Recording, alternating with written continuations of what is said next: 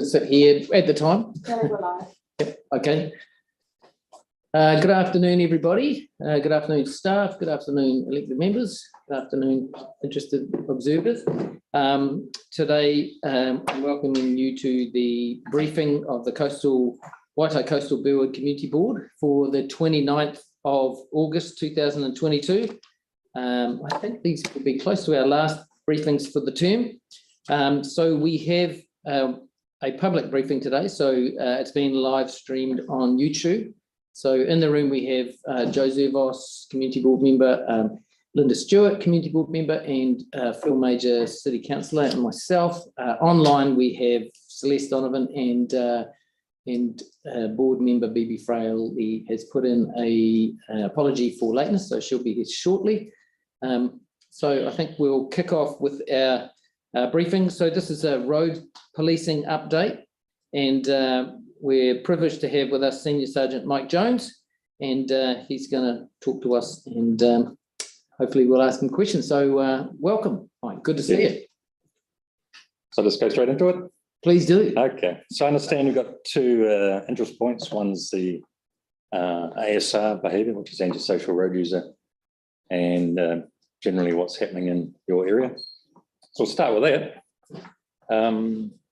So when I look at risk across the city, you're in the lower end of the death and serious injury risk for crash. The one that is lower than you is Littleton Sumner. Oh. So I look at fatals which happen and serious injury crashes.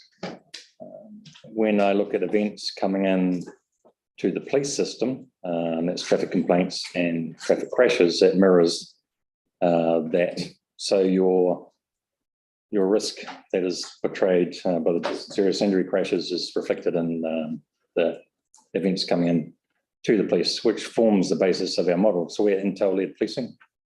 I look at dashboards and do graphs and spreadsheets and work out where everything's happening, and then we do our deployment to it. We've been doing two types of deployment. There's been a 2-year one in the impairment space. You have the third hotspot, shall we call it, which is centred around New Brighton. What we've done is divide the city up into segments, and we patrol randomly across it. It's a theory about the randomness, coverage and dosage, and you match those to the problem you have. Your hotspot has been popped up for about 3 months now. So what that means is we provide a more intensive policing away from our impairment prevention team.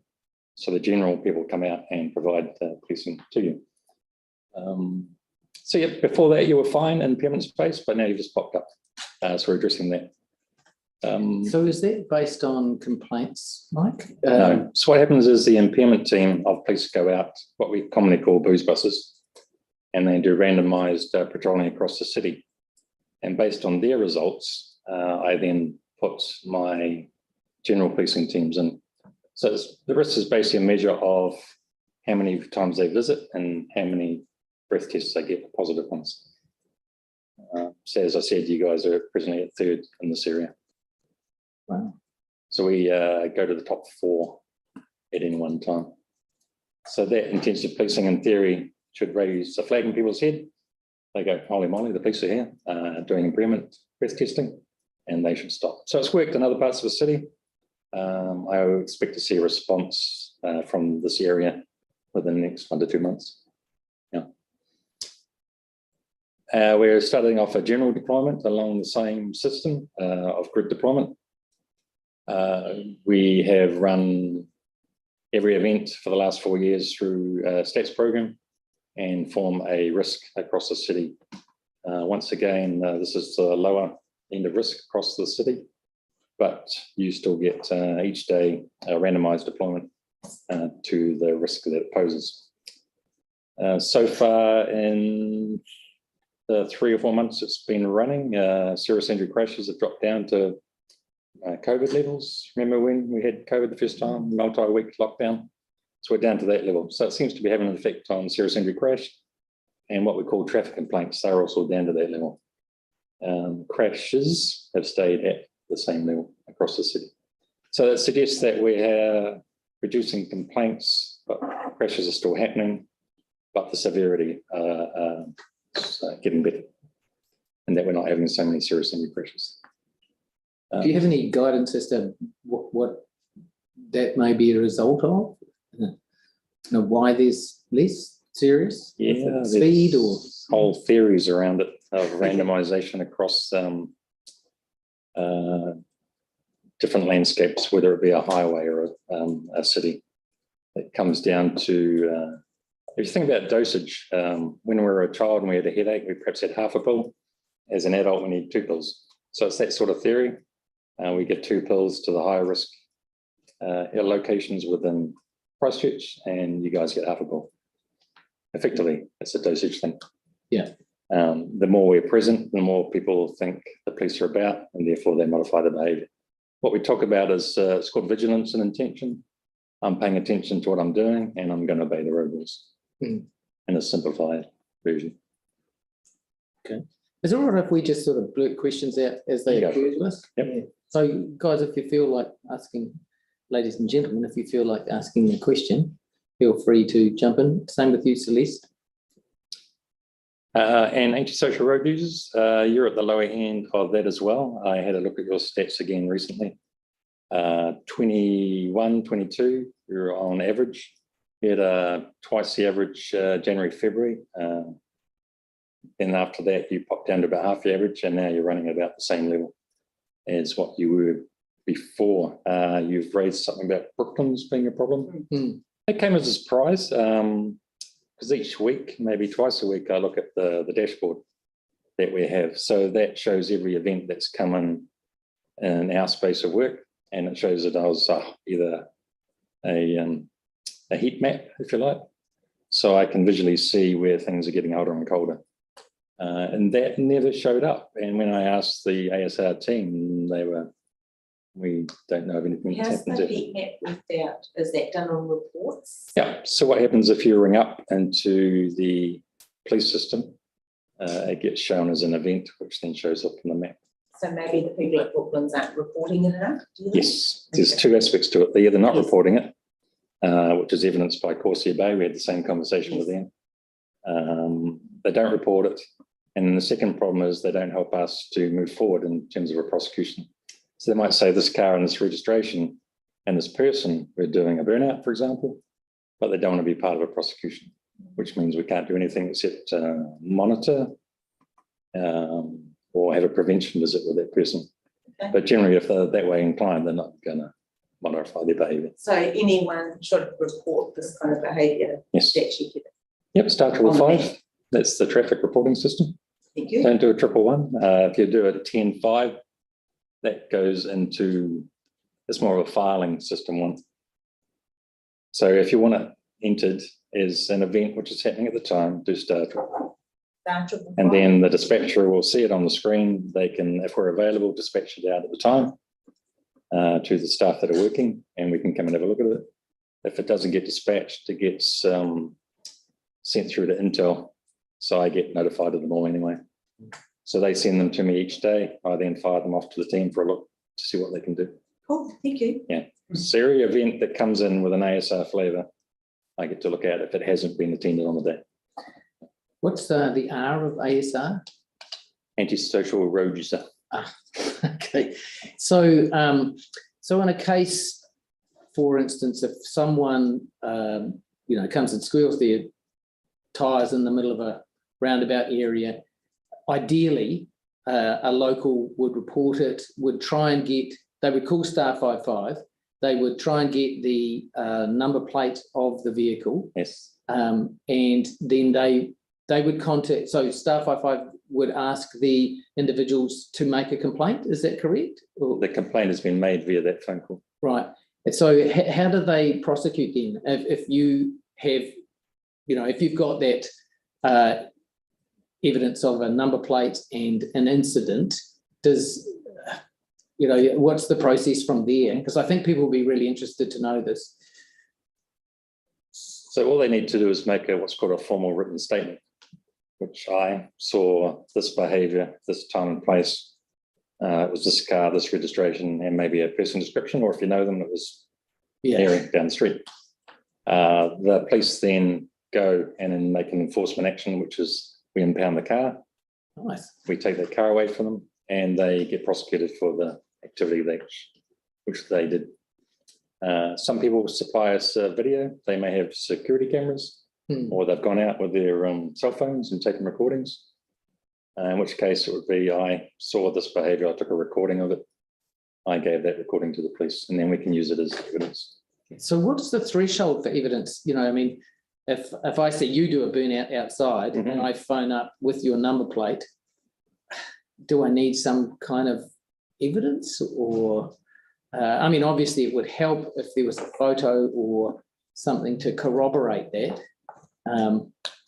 Yeah, video or picture evidence is good, but we can also use your word as an honest person that you've seen this behaviour and you found it annoying.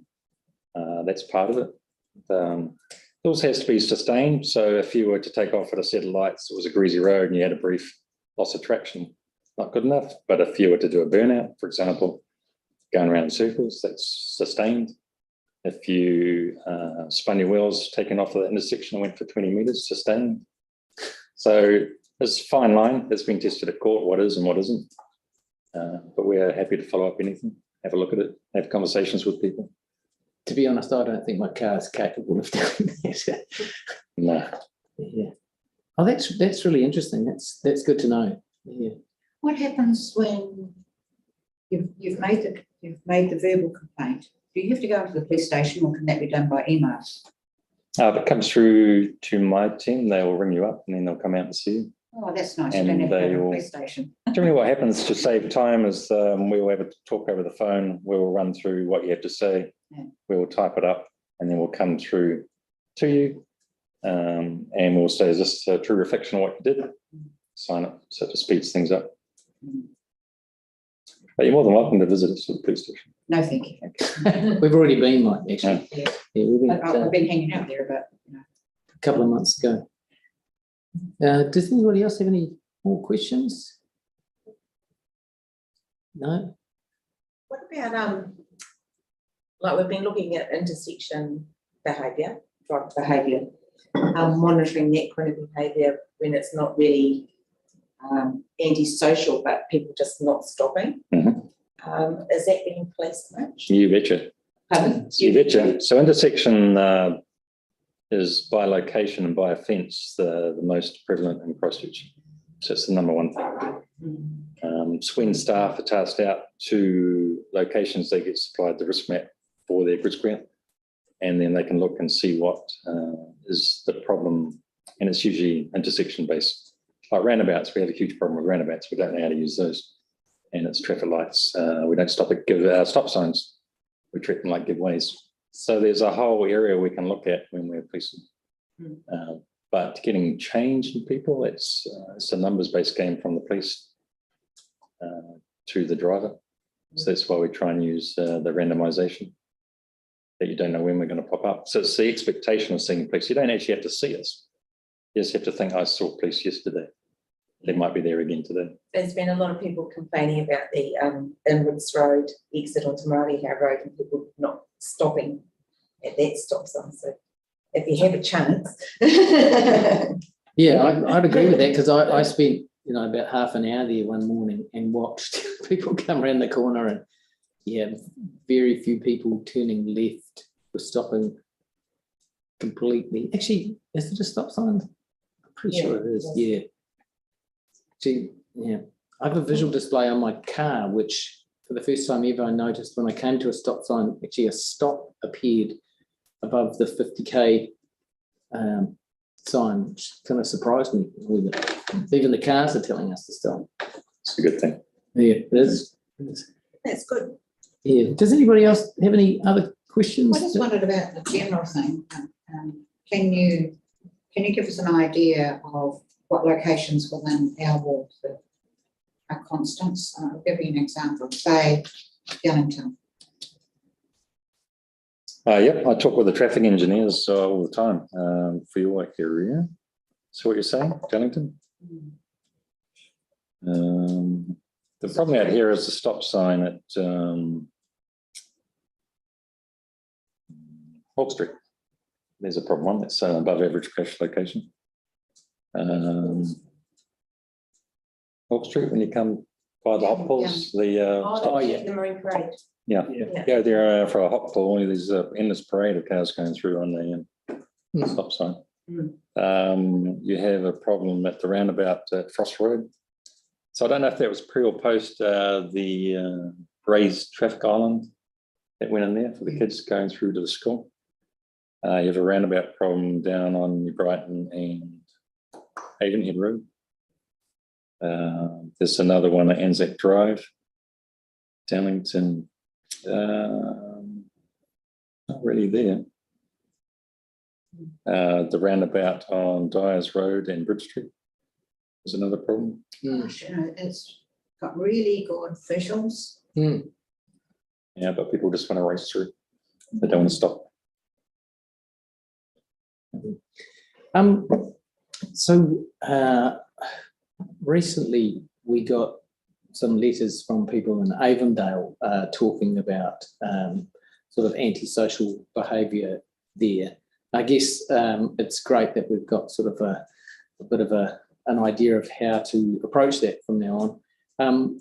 Is that Oric Crescent? Yeah, I mean, they put in a temporary roundabout, which to a degree seems to have ameliorated the problem in the short term. The locals were worried that it might move further down the road because there are a group who seem to be fairly consistently doing burnouts, etc. So your advice would be to get the number plates, get photographic evidence if you can, make a complaint, and then follow through With the prosecution.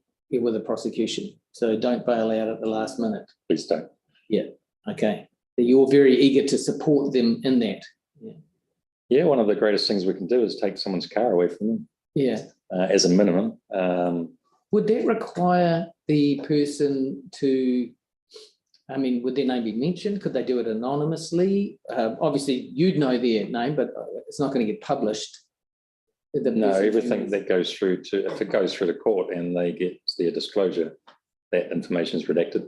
Oh, brilliant. So even when you go along to court, you're just this anonymous person sitting in the background, and then you pop up and give your evidence and then leave. Nice. Yeah. So we don't supply any information to that offender of who you are. Oh, that's really good to know. Yeah, I think people would be worried about retribution. So Yeah. that's fine. Excellent. Okay, so I think we're pretty much done. Lovely. Yeah, unless anybody else has any last minute questions? No. Hey, well, thanks, Mike. Thanks for coming out. It's really interesting to know what to do and yeah, just to have that clarity around that. You know, I wish I'd done that a wee bit sooner.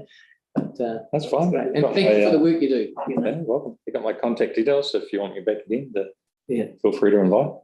Yeah. How about next week? Yeah. See, I don't even think we're meeting. All right, cool. Oh, well, thanks for your time. Okay. Then. Yeah, thank you.